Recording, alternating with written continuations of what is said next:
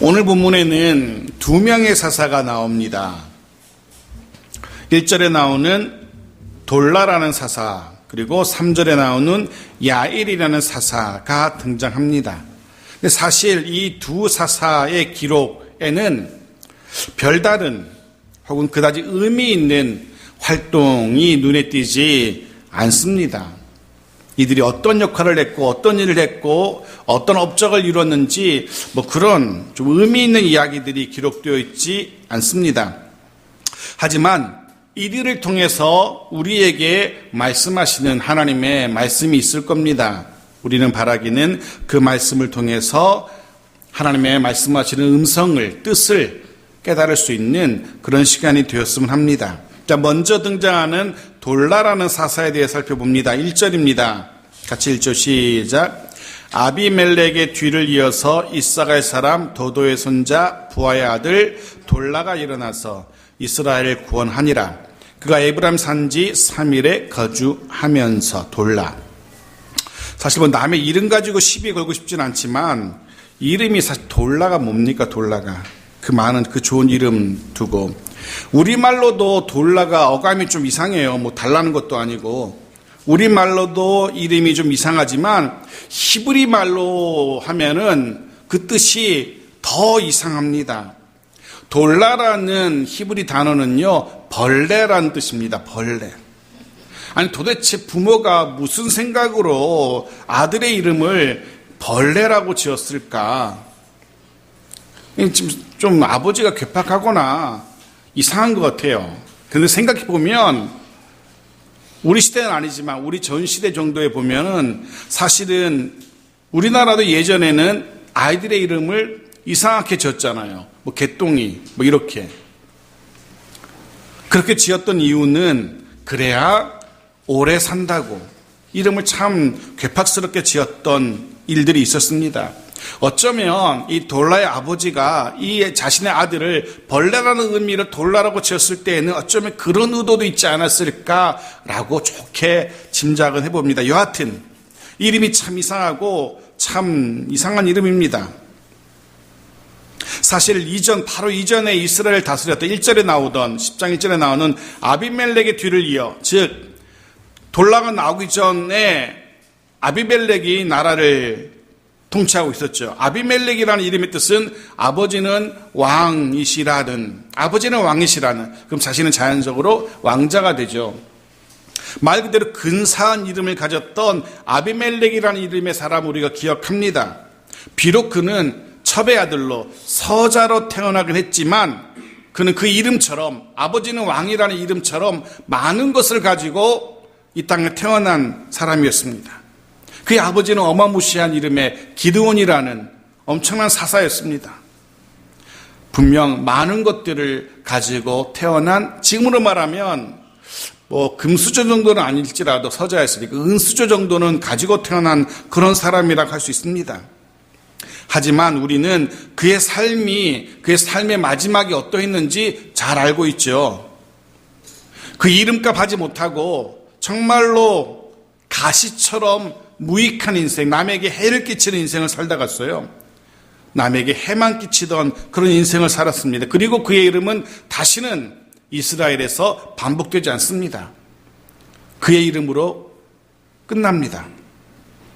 그런데 벌레라는 뜻의 말도 되지 않는 이름을 가졌던 돌라, 어쩌면 그는 그 이름처럼 정말 별 볼 일 없는 그런 삶 속에서, 그런 배경 속에서 태어난 듯 합니다. 그의 삶도 그랬던 것 같고요. 그렇지만 그는 그의 이름과는 전혀 다르게, 벌레라는 이름과는 전혀 다르게 이스라엘을 구원해내는 의미 있는 인생을 살게 됩니다. 유익한, 남에게 덕을 끼치고 남에게 복을 끼치는 말 그대로 유익한 인생을 살게 됩니다. 뿐만 아니라 그 후대 사람들에게 큰 영향력을 미치고 좋은 교훈을 남기는 그런 인생을 살다 갑니다. 심지어는요, 역대상 7장을 보십시오. 7장 1절과 2절 같이 읽어볼게요. 시작.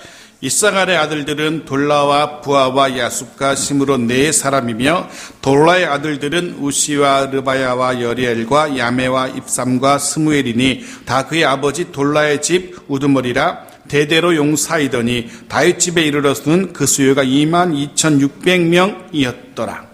이사갈 지파에 대한 기록입니다. 이사갈 지파를 이렇게 어찌 보면 족보를 정리하면서 이사갈의 족보를 정리해요. 그런데 이 이사갈의 족보 속에 놀랍게도 이사갈의 족보가 누구를 중심으로 기록되어 있냐면 바로 이 돌라, 벌레라는 이름의 돌라를 중심으로 해서 이사갈 지파가 기록되고 있어요. 그의 후손들은 다 우두머리였고 다 용사들이었답니다. 돌라는 그의 후대에까지, 다윗 시대에까지 그의 이름을 아름다운 이름으로 후대 사람들에게 영향력을 미치는 너무나 훌륭한 이름으로 후대 사람들이 기억하고 있는 겁니다. 이 이름 그 자체는 참 난감한 이름이었지만, 아무도 닮고 싶지 않은 이름이었지만, 그의 삶은 모두가 그의 후손들이 흠모하고 닮고 싶었던 사람이었던 겁니다. 가지고 태어난 건 없었지만, 아비멜렉처럼 좋은 배경에서 태어난 것도 아니었지만, 그는 자신에게 주어진 삶 속에서 참으로 의미 있는, 남에게 유익을 끼치는 삶을 살아냈던 겁니다. 사랑하는 성도 여러분, 우리에게 주어진 배경이 우리의 기대를 못 미칠 수 있습니다. 남과 비교할 때 내가 가진 것이 초라해 보일 수도 있습니다. 하지만 우리의 삶의 환경과 배경이 어떠하든 우리는 얼마든지 우리의 삶의 결정에 따라서 주변 사람들에게 하나님의 나라를 위하여 참으로 의미 있는 삶을, 유익한 삶을 살 수 있습니다. 본인이 어떻게 결정하고 어떻게 사느냐에 따라서 우리의 삶이 아비멜렉처럼 남에게 해를 끼치는 가시나무와 같은 존재도 될 수 있고요. 우리가 가진 것 없이 태어났다 할지라도, 우리 지금 손에 쥔 게 아무것도 없다 할지라도 우리 학위에 따라서 남에게 유익을 끼치고 남에게 복을 흘려보내는 그런 귀한 삶도 살 수 있습니다. 바라기는 하나님 기뻐하시는 의미 있고 유익한 삶을 살 수 있기를 바랍니다. 아니, 그렇게 살아야만 합니다. 이 아침에 그렇게 결단할 수 있기를 바랍니다. 적어도 내 인생 남에게 유익을 끼치는, 남에게 복을 끼치는 삶을 살아야겠노라 라고 결단하고 다짐할 수 있는 그런 우리 모두가 되어지길 바랍니다. 돌라라는 이 이름이 그렇게 기억될 수 있었던, 후대 사람들에게 아름다운 이름으로, 영향력 미치는 이름으로 기억될 수 있었던 이유가 무엇일까? 그래서 돌라라는 사람은 여기밖에 기록되어 있지 않아요. 그 행적이. 이 짧은 본문에서 우리는 왜 그가 그렇게 아름다운 이름으로 후대 사람들에게 기록되었을까? 이유를 발견할 수 있습니다. 짧은 본문이지만 힌트가 있어요. 자, 먼저 그가 사사로 섬겼던 사역지를 주목해 보십시오. 그는 가나안 북쪽에 위치한 이사갈 지파 사람이었어요. 그는 북쪽에 있었던 이사갈 지파였는데요. 그가 사역했던 곳은요, 에브라임 산지라고 되어 있어요. 즉, 에브라임은 가나안 저 밑바닥, 중남부에 해당됩니다. 자신이 태어난 곳이 아닙니다. 자신이 자라난 곳이 아닙니다.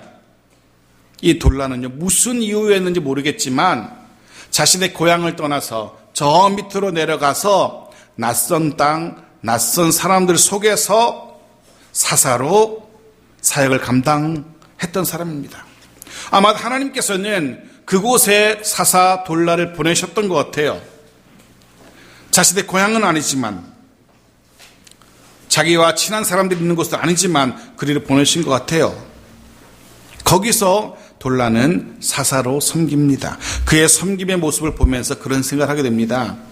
그곳이 어디든 하나님께서 세우시는 곳이라면, 하나님께서 가라고 하시는 곳이라면 바로 그것이 내가 있어야 할 자리, 거기가 내 섬김의 자리, 내 사역의 자리라는 사실을 우리는 돌라를 통해서 다시 한번 깨닫게 됩니다.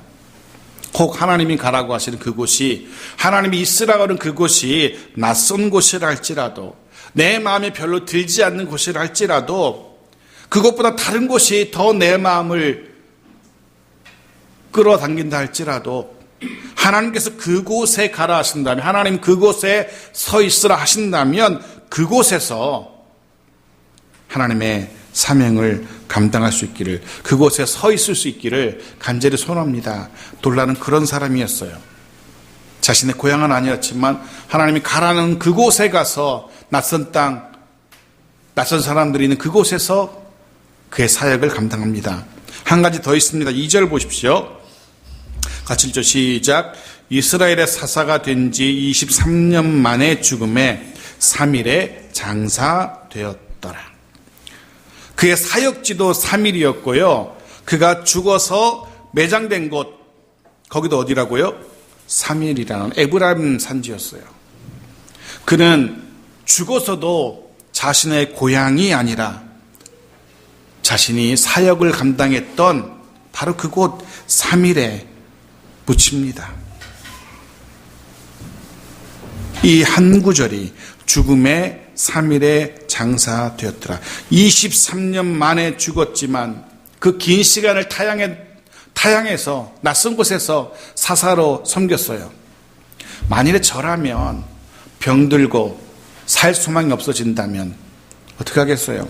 아버지의 고향, 함께 자라났던 어린 동무들이 있는 그곳, 낯선 땅에 묻히는 것이 아니라 그 사역을 정리할 때쯤 되면 고향으로 돌아가서 고향에 묻히고 싶을 것 같아요.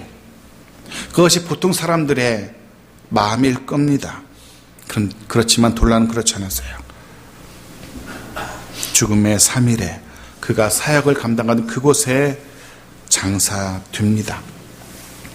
제가 강도사일 때 잠실 지역의 교회에서 사역을 감당했었는데요. 그때 어떤 한 분이 장로님으로 이렇게 선거를 된 적이 있어요. 그 장로님이 나와서 간증이랄까 말씀하시는데 그렇게 말씀하셔요. 그렇게 말씀하시니까 아직도 제 귀에 남아 있습니다. 공시를 쓰시던 분이었는데 자신은 죽어서도 이 교회에 뼈를 묻겠다라고, 그러면서 자기뿐 아니라 자신의 자손들도 이 교회에 뼈를 묻게 하겠노라라고 그렇게 진지하게 다짐하고 결단하는 소리를 들었어요. 그게 굉장히 제 마음에 남아있어요. 물론 그렇게 했는지 안 했는지 모르겠지만 큰 울림과 감동을 주었어요. 돌라가 지금 그런 사람이었어요. 돌라가 큰 업적을 남긴 것 같지는 않아요. 남들이 볼 때 우와 대단한 일 하셨네, 그렇게 남들이 기억할 만한 일을 해낸 것 같지는 않습니다. 성경이 굳이 기록할 필요가 없었던 거 보니까. 하지만 그의 삶의 모습은, 그의 사역의 모습은, 그 열매를 볼 때 하나님께서 기뻐하실 만한, 사람들도 그의 후배들도 감동할 만한 그런 삶을 살았던 것 같아요. 그게 업적이 아니라 그의 삶의 모습이, 자신의 사명의 자리를 끝까지 죽어서라도 지켜내는 이 모습, 어쩌면 당대에는 아무도 알아주지 않았을지 모르지만 미련하다고까지 했을지도 모르겠어요. 그렇지만 하나님께서 맡겨주신 그 사명을 위해서 묵묵히 심지어 죽기까지 충성했던 돌라의 모습은 분명 귀한 도전을 줍니다.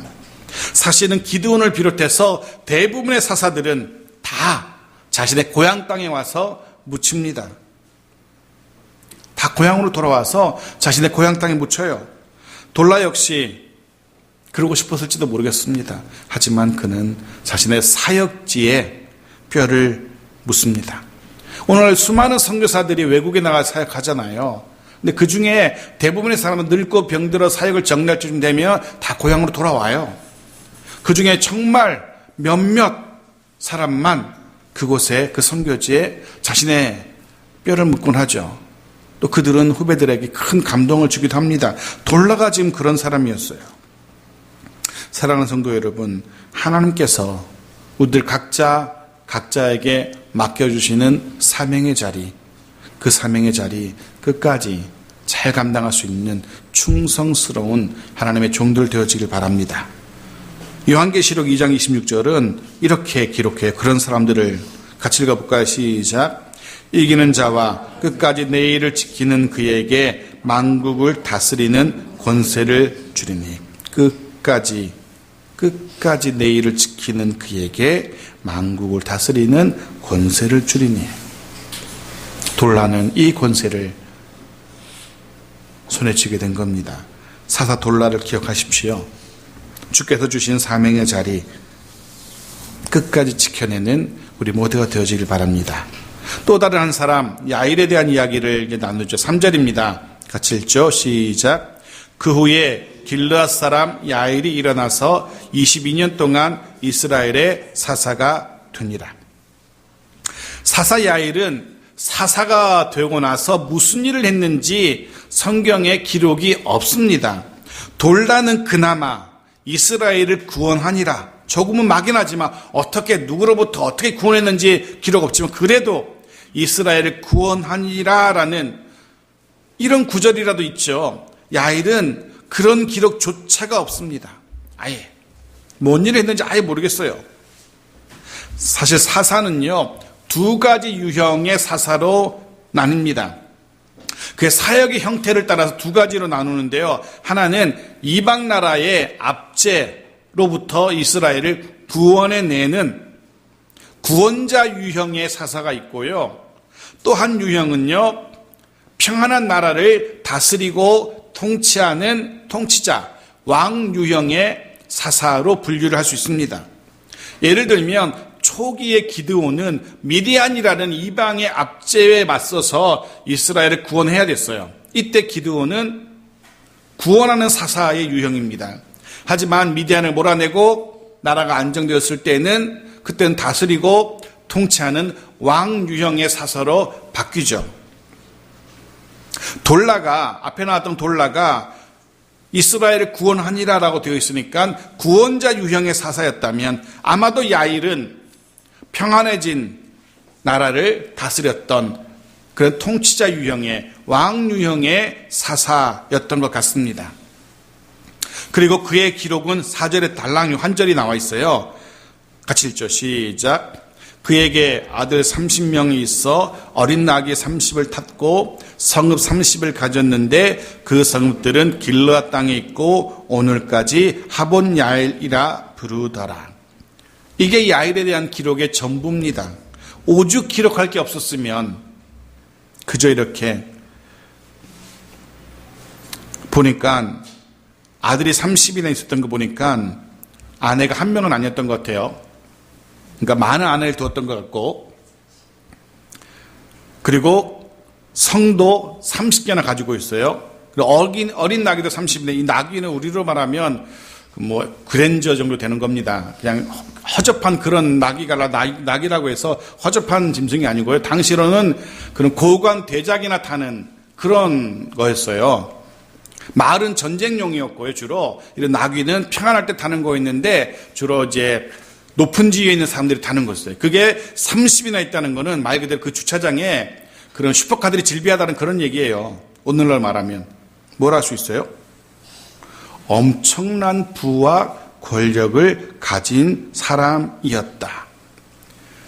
학자들은 이 성읍 30을 아들 30에게 나눠줬다라고 그렇게 해석합니다. 그랬던 것 같아요.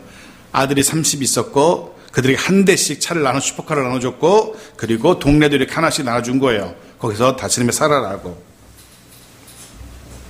그는 사사로 이스라엘을 위해서 헌신해야 되는 사사로 살아가는 그 중에 사사라는 직분을 이용해서 나쁘게 얘기하면 사사라는 직분을 통해서 막대한 부와 권력을 쌓았고 심지어는 그것을 자신의 아들에게까지 물려주는 오늘날 말하는 세습이죠. 그 사실을 성경은 기록합니다. 그의 삶이 하나님 앞에서 그리고 사람 앞에서도 그리 권장할 만한 그런 바른 삶은 아니었다는 사실을 짐작하게 되죠. 좀 더 심하게 이야기하면 그는 사사로 살았지만 22년 동안 다스렸지만 그의 관심사는 나라를 다 잘 다스리는 것이 아니었고 어떻게 하면 더 많은 부와 어떻게 하면 더 많은 권력을 쌓느냐, 그게 그의 관심사였던 것 같아요. 그는 자신의 지위를 이용해서 많은 부와 권력을 쌓았습니다. 하나님이라는 이름을 이용해서 하나님의 사사라는 그 자리를 이용해서 막대한 부와 권력을 쌓았고 자신의 자녀들에게 나눠주기까지. 며칠 전에 강남의 한 대형 교회의 재정 장로님이 400여 개나 되는 차명계좌를 운영했다라는 그런 뉴스를 보았어요. 심지어는 그 400여 개가 넘는 차명계좌 중에서 돈을 인출해다가 자신의 아들을 위해서 빌라를 구입하기도 했노라라는 그런 뉴스를 보기도 합니다. 그런 뉴스를 들으면서 그런 생각을 하게 되죠. 정말로 그 장로님이 하나님을 믿기는 하는 걸까? 라는 생각을 했는데요. 이 야일의 삶을 보면서도, 야일의 삶의 열매를 보면서도 문득 그런 조금은 씁쓸한 생각이 듭니다. 야일이 과연 하나님을 두려워하긴 했을까라는 생각. 물론 그가 그렇게 풍요롭고 안정적인 삶을 살았다는 사실은 뭘 우리에게 알려줘요? 그 나라가, 그가 있었던 그 시대의 그 나라는 그래도 이스라엘이 풍요롭고 안정적이었다는 사실을 짐작하게 되죠. 하나님께서는 이 말도 되지 않는 지도자가 자리에 있는 그때에도 이스라엘에게 풍요를 허락하셨던 겁니다. 말씀 묵상하면서 그런 생각을 했었어요. 때로 교회 지도자들이 지탄의 대상이 되기도 합니다. 하지만 그와 별개로 하나님께서 성도들에게 복을 주시는 것도 봅니다. 그러면서 기도하게 되죠. 하나님, 저의 담임 목사로서 저의 어떠함을 떠나서, 나의 어떠함을 떠나서 그 성도들이 하나님의 복을, 저들의 믿음을 따라서, 그들의 믿음을 따라서, 그들의 믿음의 분량을 따라서 하나님의 은혜와 복을 누리게 해주십시오라는 그런 기도를 하게 되더라고요. 야일을 묵상하면서. 자, 그렇게 여하튼 그런 풍요로운 시기에 사사로 섬겼던 야일의 죽음 후에 드디어 숨겨졌던 문제가 터집니다. 야일이 그 사사로 있을 동안 잘 통치했다라면 그가 죽고 나서도 아마도 훨씬 더 그 나라가 좋았을 거예요. 하지만 그의 통치가 영 뒷맛이 개운치 않았잖아요.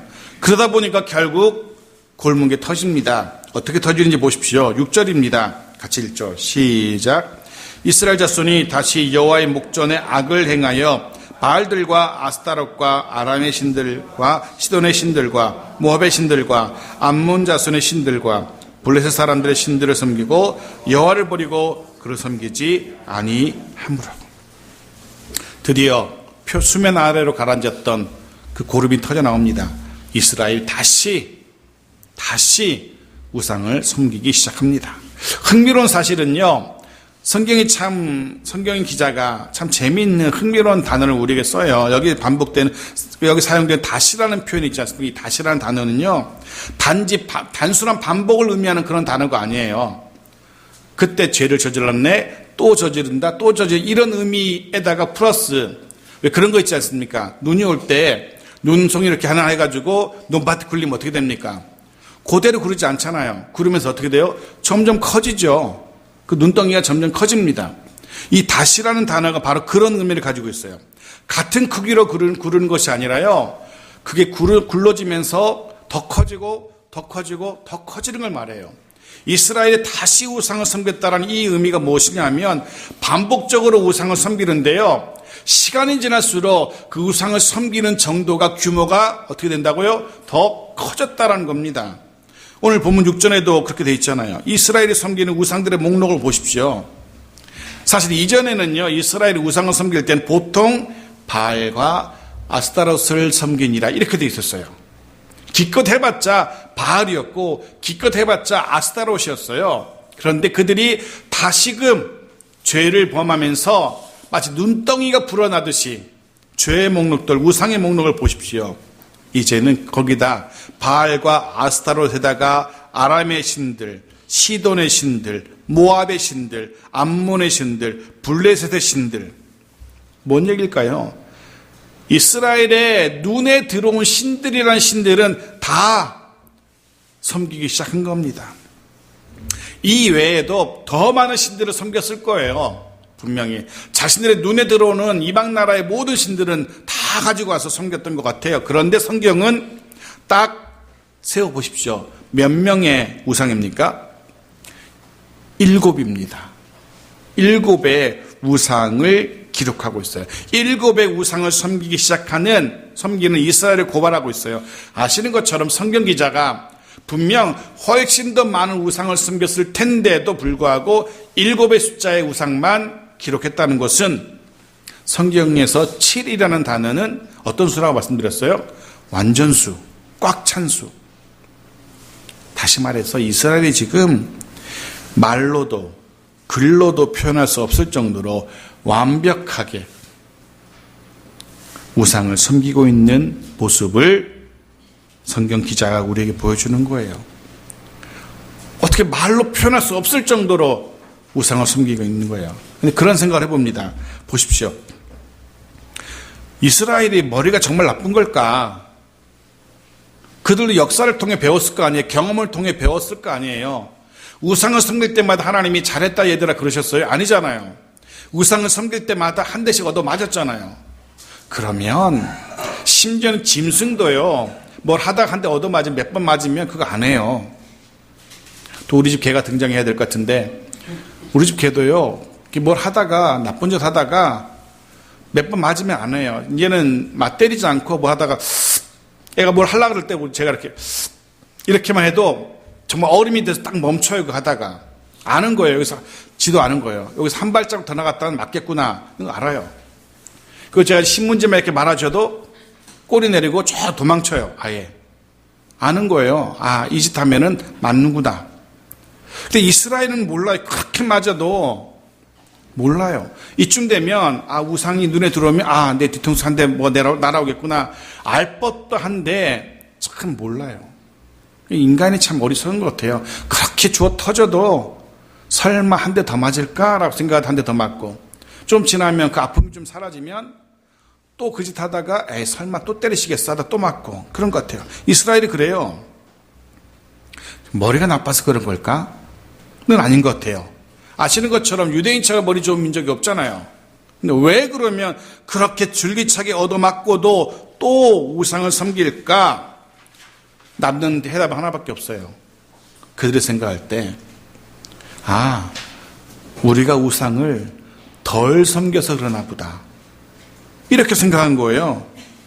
충분히 많은 신을 충분히 열심히 섬기지 않아서 그런가 보다. 그래서 더 극렬하게 더 열심으로 우상을 섬기는 쪽으로 가는 겁니다. 이 어리석은 선택이죠. 결국 남은 선택은 하나님께로 돌아올 것이냐 아니면 더 많은 우상을 섬길 거냐인데 그들은 더 많은 우상을 섬기는 쪽으로 갑니다. 더 흥미로운 건 저 같으면 그 많은 우상을 섬기는 그 목록 중에 하나님의 이름도 슬며시 끼워 넣을 만도 한데 그렇지 않습니까? 어차피 섬기는 신이라면 여호와 이름도 하나 집어넣고 그래서 이렇게 여호와도 섬기고 모압의 신도 이렇게 기록될 만도 한데 여호와 이름은 쏙 빼놓고 있습니다. 저라면 제일 먼저 여호와를 제일 먼저 잘 섬기고 혹시나 몰라서 플러스 암몬의 신, 모압의 신 그런 거 섬기면 마치 보험 들어놓는 것처럼 그럴 수도 있었을 텐데 그러지 않았어요. 그런데 성경은 이스라엘이 여호와를 버렸다라고 기록하고 성경은 이스라엘이 하나님을 섬기지 않았다라고 기록하는데요. 나중에 시간이 지나서 하나님이 그들에게 묻죠. 너희들 왜 그때 날 버렸니? 너희들 왜 나를 섬기지 않았니? 라고 하나님 물으세요. 그때 그들이 뭐라고 대답하는지 아세요? 하나님 뭔 소리입니까? 제가 언제 하나님을 버렸습니까? 제가 언제 하나님을 섬기지 않았습니까? 저는 한 번도 그런 적이 없는데요. 우리는 항상 하나님을 잘 섬겼는데요. 라고 대답해요. 말라기 보십시오. 1장 6절입니다. 같이 읽죠. 시작. 내 이름을 멸시하는 제사장들아 나 만군의 여호와가 너희에게 이르기를 아들은 그 아버지를 종은 그 주인을 공경하나니 내가 아버지일진데 나를 공경함이 어디 있느냐 내가 주인일진데 나를 두려워함이 어디 있느냐 하나 너희는 이르기를 우리가 어떻게 주의 이름을 멸시하였나이까 하는도다. 너희가 이르기를 우리가 언제 주님의 이름을 멸시했습니까? 라고 되묻고 있는 거예요. 하나님은 그들을 향해서 너희들 왜 나를 공경하지 않니? 왜 나를 두려워하지 않니? 왜 나를 멸시하니? 라고 물었더니 그들의 대답이 그거예요. 우리가 언제요? 우리가 언제 그랬는데요? 우리는 한 번도 하나님을 멸시한 적이 없었는데요 라고 대답해요. 또 보십시오. 말라기 3장 13절입니다. 같이 읽죠. 시작. 여호와가 이르노라 너희가 완악한 말로 나를 대적하고도 이르기를 우리가 무슨 말로 주를 대적하였나이까 하는도다. 이건 뭐 닭 잡아먹고 꼬리발도 아니고 하나님이 니들 왜 그렇게 나를 대적했니? 했더니만 그들이 말합니다. 우리가 언제요? 우리가 언제 하나님을 대적했습니까? 우린 그런 적 없는데요 라고 대답해요. 근데 실제로 이들의 말이 일리가 있어요. 일리가 있기는. 왜냐하면 이들은 단 한 번도 역사적으로 단 한 번도 여호와 하나님을 완전히 버렸던 적은 없어요. 적어도 그렇게 열심히 우상을 섬기는 와중에도 절기가 되면 여호와 제단에 가서 제사를 드렸거든요. 제물을 바쳤거든요. 물론 그 제물이 쓸데없고 막 버려지고 병들고 그런 제물이었지만, 즉 마음이 없는 제물이었지만 겉으로 볼 때는 단 한 번도 이스라엘이 완전히 하나님을 등졌던 적은 없었던 겁니다. 여러 우상을 섬기며 절기가 되며 또 가서 여호와께 제사를 드리고 했어요. 그렇지만 하나님은 분명히 선언하세요. 하나님을 버렸다고, 하나님을 섬기지 않았다라고. 왜냐하면 우상을 섬기며 그처럼 하나님만 섬기는 모습은 하나님이 인정하지 않았던 겁니다. 하나님을 섬기는 것으로 인정하지 않았던 겁니다. 하나님은 하나님도 섬기고 우상도 섬기는 것을 하나님을 버렸다라고 그렇게 말씀하고 계시는 겁니다. 그래서 하나님은 그렇게 하나님을 버린, 하나님을 섬기지 않은 이스라엘을 향하여 진노하십니다. 7절 같이 읽죠. 시작. 여호와께서 이스라엘에게 진노하사 블레셋 사람들의 손과 암몬 사람들의 손에 그들을 파심해 팔아넘깁니다. 이스라엘을 팔아넘겼어요. 여기서 팔아넘기다라는 의미는요, 이런 의미를 가지고 있어요. 내 손에 있는 것을 저 사람에게 넘겨버리는 걸 말하는 겁니다. 지금 내 손에 있지만 이거를 저 사람에게 줘버리는 거예요. 팔아넘긴다는 게 그런 의미예요. 이전까지는 하나님의 손에 있던 이스라엘이에요. 하나님이 붙들고 있었던 이스라엘이에요. 그런데 그것을 누구에게 줘버렸다고요? 그 이스라엘을 블레셋과 암몬에게. 그래서 이제 이스라엘은 하나님의 손아귀에 있는 것이 아니라요, 블레셋 사람들과 암몬 자손들의 손에 놓여지게 됩니다. 그들의 압제를 받게 된 겁니다. 이것이 우상숭배의 결국입니다. 이것이 어리석은 이스라엘의 선택의 마지막입니다.